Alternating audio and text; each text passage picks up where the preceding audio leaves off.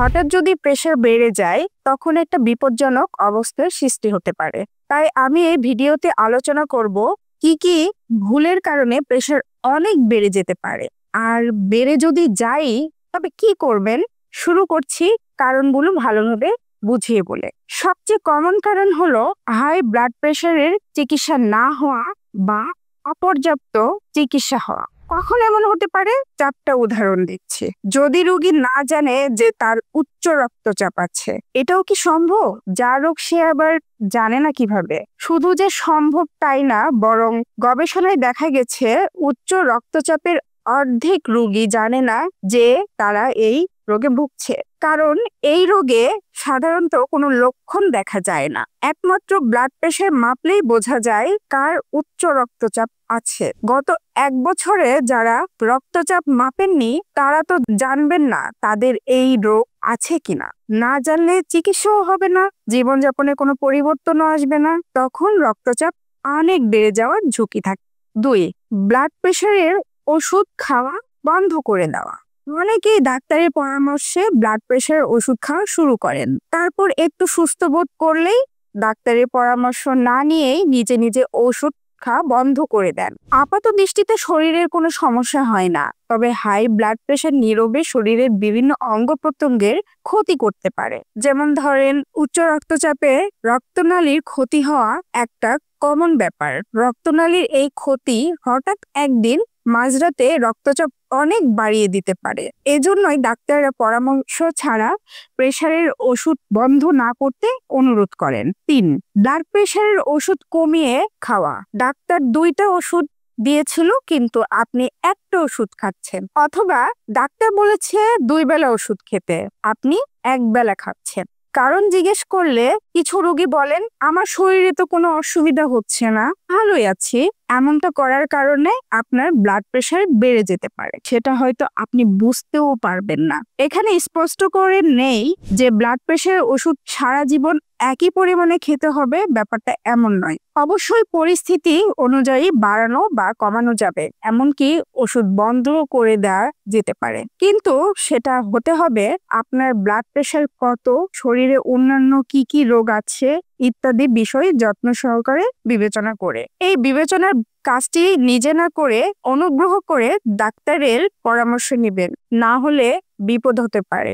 অনেকে আবার একটা যুক্তিসঙ্গত প্রশ্ন তোলেন, ব্লাড প্রেশারের ওষুধে কি সাইড ইফেক্ট নেই? উত্তর হলো সাইড ইফেক্ট আছে, তবে ওষুধ না খেলে শরীরে যে ক্ষতি হবে সেই তুলনায় ওষুধের সাইড ইফেক্ট অনেক কম, তাই এই ওষুধ খেতে পরামর্শ দেওয়া হয়। 4, ওষুধ খেতে ভুলে যাওয়া। প্রেশারের ওষুধ সাধারণত প্রতিদিন খেতে হয়, কিন্তু হাই ব্লাড প্রেশার হলে রোগী যেহেতু সাধারণত কোনো ব্যথা বা অস্বস্তিতে থাকে না, তাই অনেক রোগী ওষুধ খেতে ভুলে যান। একটা উদাহরণ দিচ্ছি, আমাদের শরীরে যদি জ্বর বা প্রচন্ড মাথা ব্যথা হয়, তাহলে সেই জ্বর বা ব্যথা আমাদেরকে মনে করিয়ে দেয় যে ওষুধ খেতে হবে, কিন্তু উচ্চ রক্তচাপে তো এমন কোনো লক্ষণ সাধারণত থাকে না, তাই রোগী অনেক সময় ওষুধ খেতে ভুলে যান। এছাড়াও প্রেশার হঠাৎ বেড়ে যাওয়ার আরো কিছু কারণ আছে, সেগুলো কি কি?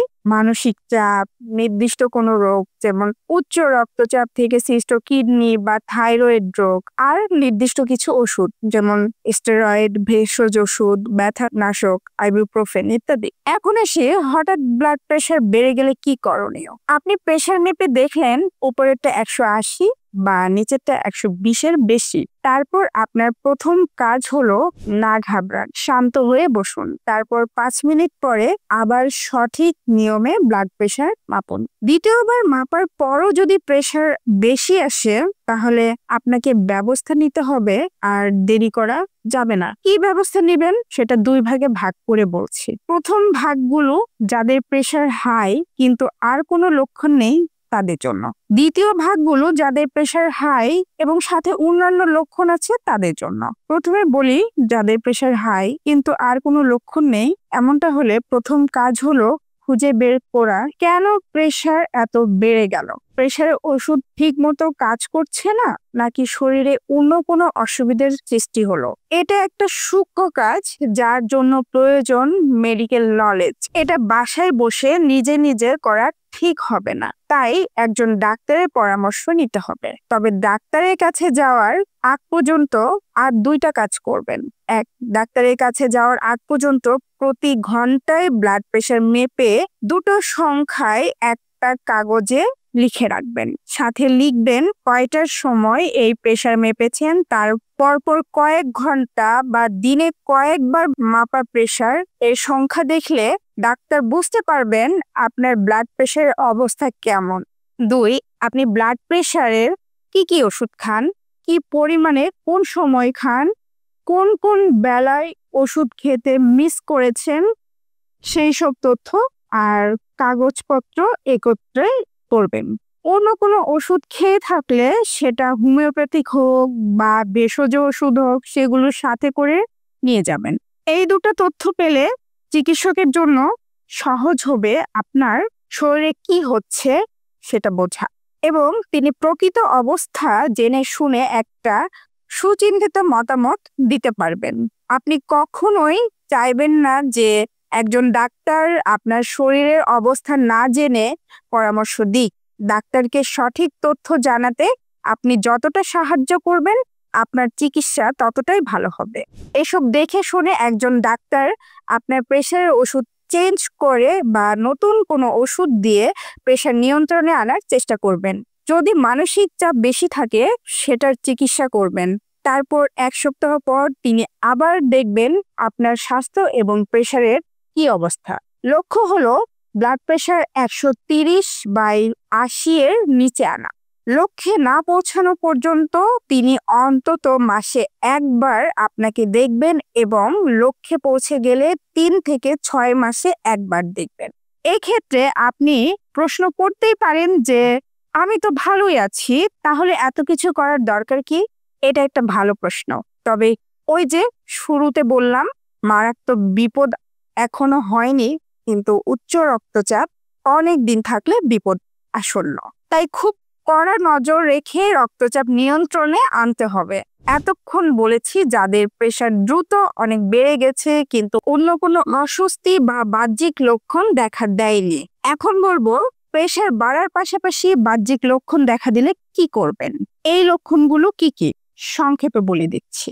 মাথা ব্যথা, চোখে ঝাপসা দেখা, বমি ভাব বা বমি, কনফিউশন বা আবোল তাবোল বলা, ভুলে যাওয়া, ঝিমিয়ে পড়া, অচেতন বা অজ্ঞান হয়ে পড়া, খিঁচুনি, মুখ বেঁকে যাওয়া, হাত বা পা অবশ হয়ে যাওয়া বা নাড়তে না পারা, মুখের কথা আটকে যাওয়া, পিঠ বা পেটে ব্যথা, অস্বস্তি লাগা, বুকে ব্যথা, শ্বাসকষ্ট, প্রেশারের পরিমাণ কমে যাওয়া। এমন হলে নিজে নিজে ওষুধ খেয়ে প্রেশার কমানোর চেষ্টা করবেন না, কারণ এই অবস্থায় খুব সতর্কতার সাথে প্রেশার কমাতে হয়। এমনকি কিছু ক্ষেত্রে প্রেশার কমালে হিতের বিপরীত হওয়ার সম্ভাবনা আছে। যেমন রোগী যদি স্ট্রোক করে থাকে তাহলে সাথে সাথে প্রেশার কমানো হয় না, তাতে ব্রেনে রক্ত চলাচল আরো কমে যেতে পারে। আবার কিছু ক্ষেত্রে প্রেশার খুব দ্রুত কমিয়ে আনা লাগে, যেমন মূল রক্তনালী যদি ছিঁড়ে যায়। আর সাধারণত সিরাই ইনজেকশন দিয়ে প্রেশার কমানো হয়, মুখে ওষুধ দেয়া হয় না। বাসায় বসে তো আপনার এসব হিসাব নিকাশ সম্ভব না, তাই মাথা ঠান্ডা রেখে কিভাবে দ্রুততম উপায়ে রোগীকে ইমার্জেন্সি বিভাগে নেওয়া যায় সেই পরিকল্পনা করুন।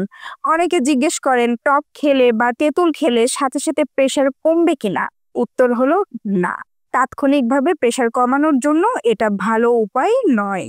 বরং তেঁতুল খুঁজতে গিয়ে যদি হাসপাতালে পৌঁছাইতে দেরি হয়, সেটা রোগীর জন্য উপকার বয়ে আনবে না। তবে দীর্ঘমেয়াদে তেঁতুল খেলে উপকার আছে, কারণ তেঁতুল একটা ফল।